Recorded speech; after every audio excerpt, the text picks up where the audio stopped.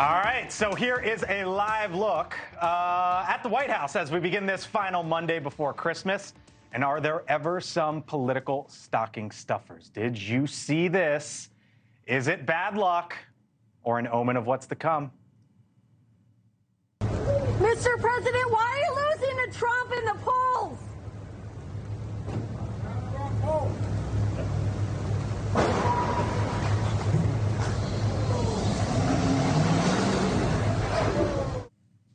That sound you heard was quite literally a car crash, a vehicle slamming into President Biden's stationary motorcade as he was being asked about his poll numbers.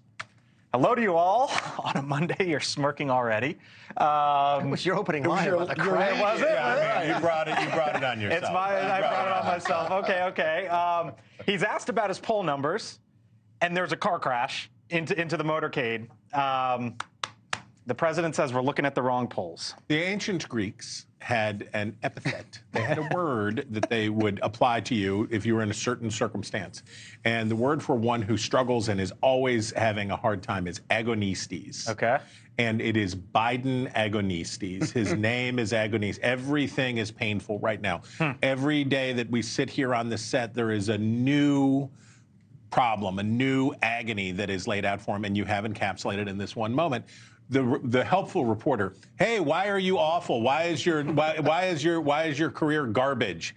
Bang, car crash, and those are the things that accrete around you when you're president, where it builds this narrative that you are Mr. Agonistes. You're not saying there's a relationship between the crash and the question, because that's what was suggested. Unless the person was being polled. I don't know. Unless the driver was answering a poll at that time.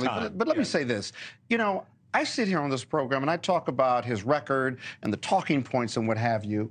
But the reality is, let's not forget one thing. No talking points here, by the way. No talking points. Let it rip. Politics and campaigns are popularity contests still. And despite his record, he's just not popular, right? And so if you're not popular, we need to work on making him more popular with the voters. And that's a very different discussion than Bidenomics and all the other things that they can say that he's done to accomplish, because that's for intellectual voters. That's not for the average man or woman who's voting and going to make a decision a week or two before the primary. And so how do you make him more likable? You have to be likable to be electable, whether it's state, local, or national election for president. And we haven't done a good job at making him likable. I'm not sure. Is it the likability thing with him? Or his approval ratings are 65%. Either this is not a story or it's got a different spin to it.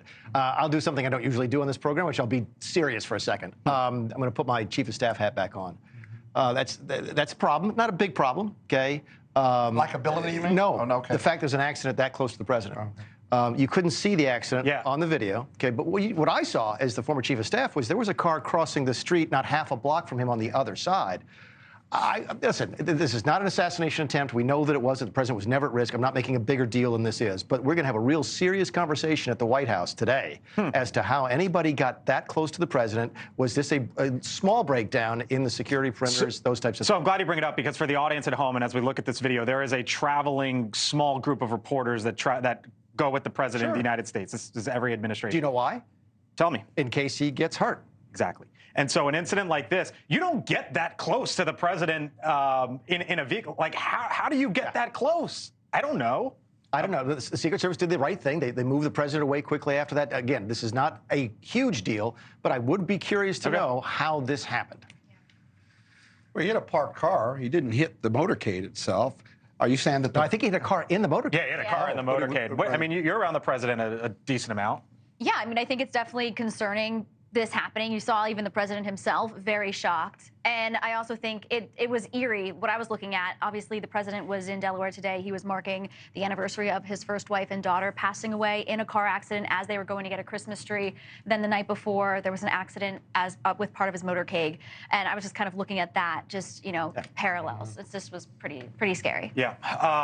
The president, by the way, some polling out over the weekend, when he was asked about the polling, new numbers, President Biden's job performance approve only 34% in a Monmouth University poll. It just goes to show where he is at this moment. But on the other side, there's also Donald Trump.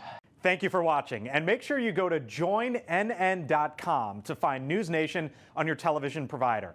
And don't forget to click the red subscribe button below to get more of NewsNation's fact-driven, unbiased coverage.